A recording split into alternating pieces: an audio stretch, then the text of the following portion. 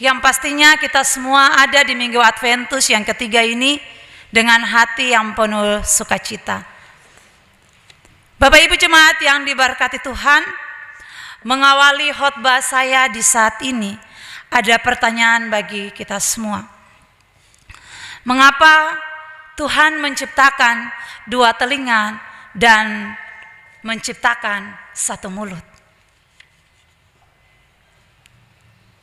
Sebab kita diajarkan untuk lebih banyak mendengar dibandingkan lebih banyak berbicara. Karena setiap kata yang keluar dari mulut kita haruslah kata-kata yang mengandung baik, kata-kata yang bisa memberkati orang lain. Ada istilah, melalui tutur kata orang lain dapat melihat citra diri kita sebagai anak-anak Tuhan. Kita perlu menggunakan mulut kita untuk membangun, untuk memberkati, bahkan juga untuk memberikan penyemangat bagi orang lain. Yang mendengarnya dapat mendapatkan potensi yang baik untuk lebih lagi mendekatkan diri kepada Tuhan, bukan menjauhkan diri darinya. Jemaat Tuhan, bagian akhir kitab Sefanya ini adalah nubuat tentang janji keselamatan. Ketika ada janji keselamatan, kita lihat lagi kepada ayat-ayat yang sebelumnya. Dikatakan bahwa ada hukuman Allah atas bangsa Israel karena ketidaksetiaan bangsa Israel kepada Allah, sehingga mereka mendapatkan hukuman dari Allah. Namun di balik hukuman itu ada didikan Tuhan sehingga bangsa Israel bisa bertobat dan berbalik kepada jalan yang benar. Pada pasal yang ketiga ayatnya yang ke-9 sampai ayatnya yang ke-20 menyatakan bahwa Allah memulihkan keadaan bangsa-bangsa dengan memberikan hidup dan dalam sukacita dan kebahagiaan. Bapak Ibu jemaat yang diberkati Tuhan, yang menarik lewat pembacaan kita di saat ini pada ayatnya yang ke-9, Tuhan akan memberikan bibir lain kepada bangsa-bangsa, yakni bibir yang bersih, supaya sekalian mereka memanggil nama Tuhan. Nabi Yesaya mengingatkan mereka bahwa ini adalah sebuah didikan yang membawa bangsa Israel kepada bibir yang bersih. Sebab dosa yang besar telah mereka buat.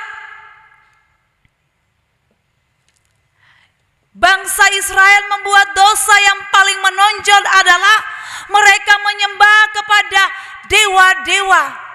Ada dua dewa yang mereka menyembah pada saat itu. Dewa Baal dan dewa Molok. Kenapa mereka harus menyembah kedua dewa itu? Bangsa Israel menganggap bahwa kedua dewa itu dapat memberikan kesuburan bagi bangsanya, memberikan kesejahteraan bagi bangsanya. Bukan saja hal itu, pemuka-pemuka, pemimpin-pemimpin pada saat itu bertindak kurang baik, sombong, penipu. Namun yang diharapkan dari Tuhan, dari Allah, yaitu ketika Allah memilih bangsa Israel sebagai bangsa pilihannya, ketika Allah memilih umat Israel sebagai tempat yang diciptakannya, bibir yang diciptakan Tuhan, seharusnya bangsa Israel harus menyembah kepada Tuhan Allah sebagai Sang Pencipta, sebagai Sang Pemberi hidup. Namun berbalik daripada itu, Israel lebih memilih untuk menyembah, memuji dewa Baal dan dewa Molok, padahal dewa-dewa itulah yang dibuat oleh tangan manusia. Itu itulah yang mendatangkan murka Allah kepada bangsa Israel.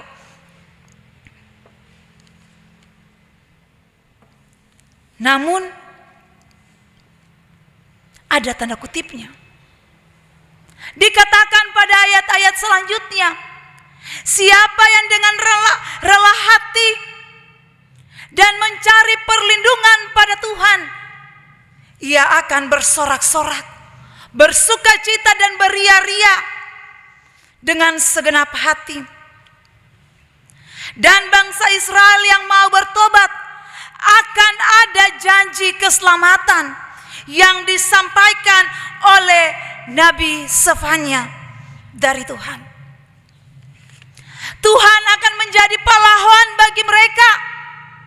Tuhan akan mengangkat malapetaka dan celah. Setelah itu Tuhan akan memulihkan mereka dan mengumpulkan mereka yang tercerai-berai di Yerusalem. Namun lewat pembacaan firman Tuhan kita di saat ini, diingatkan bagi kita semua bahwa sesungguhnya dengan setiap dosa dan kesalahan yang dibuat, Tuhan tidak pernah berkompromi dengan dosa.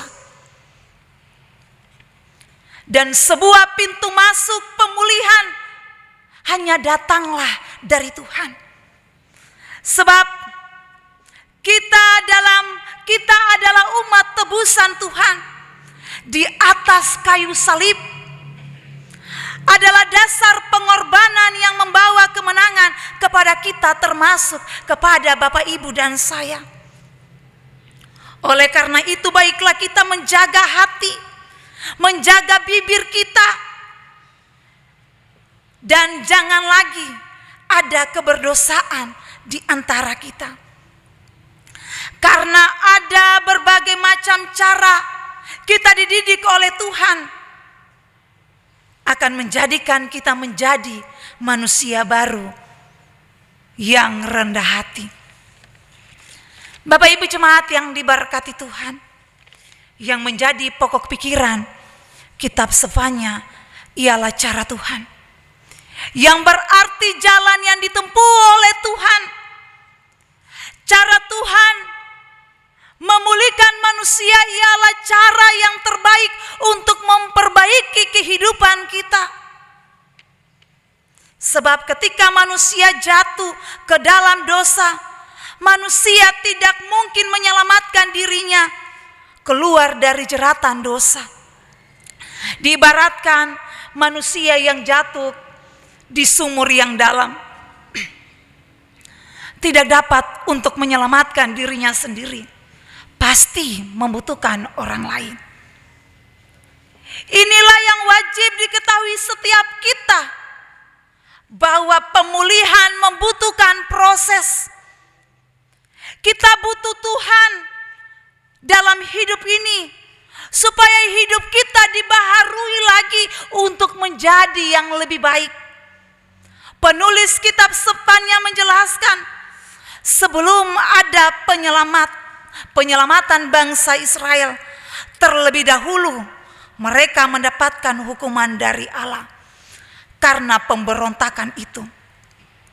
Itu berarti sekalipun ada hukuman, akan ada pemulihan, karena rencana Allah adalah rencana damai sejahtera.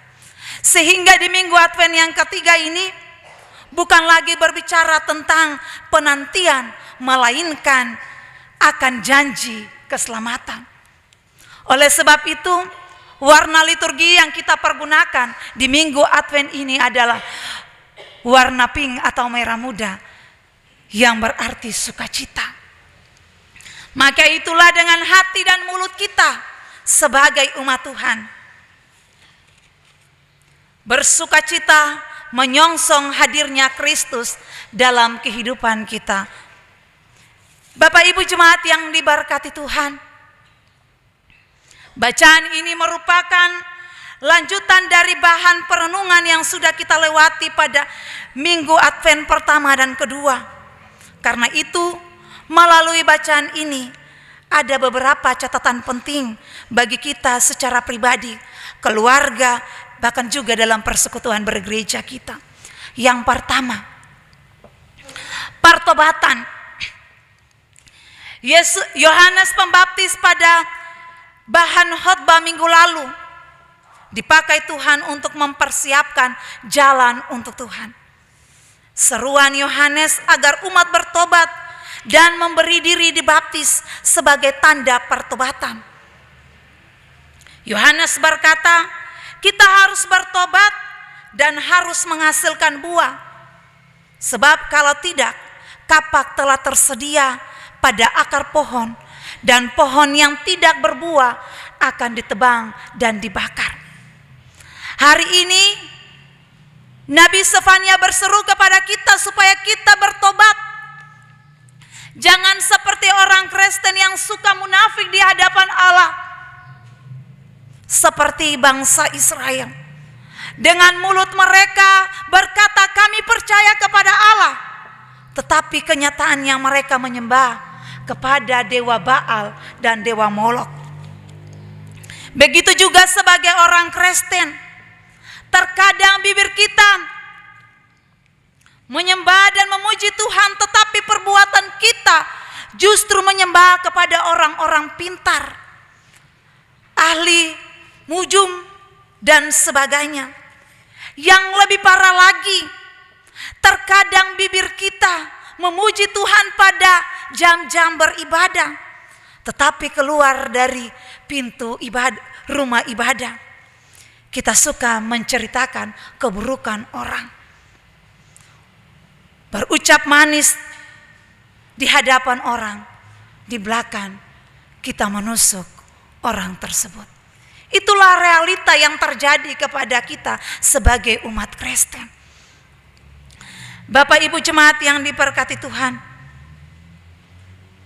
Allah tidak menghendaki hal-hal demikian, sebab sesungguhnya hal-hal itu yang mendatangkan dosa dan murka Allah.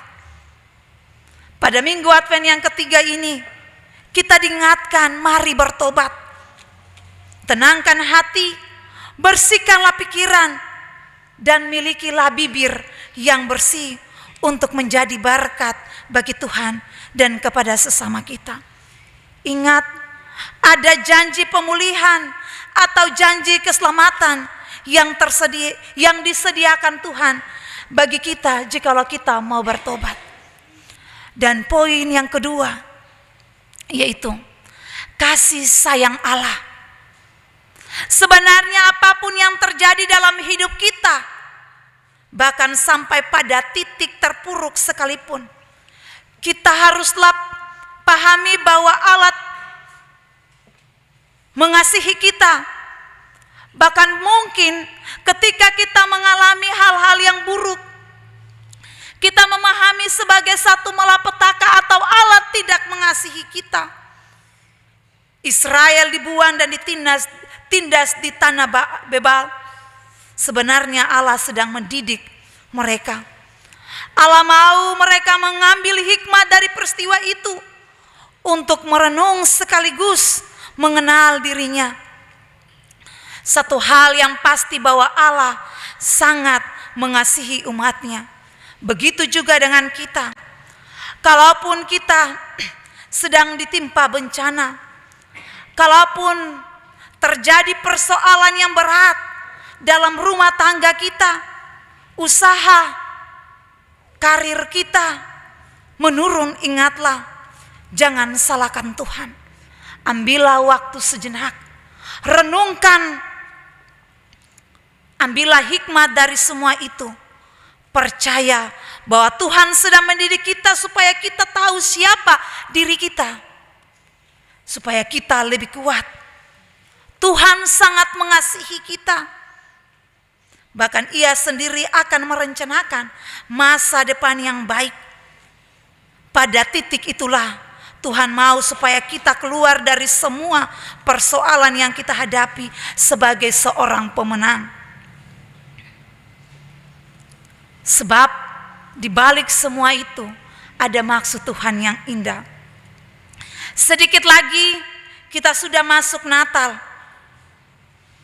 Mari kita pulang, siapkanlah hati dan seluruh hidup kita, keluarga kita, jalani Minggu Advent ketiga ini dengan berakal firman yang kita dengar bersama, sehingga hidup kita selalu dibaharui dan hidup kita selalu diberkati dengan penuh sukacita. Tuhan memberkati kita lewat firman-Nya. Amin.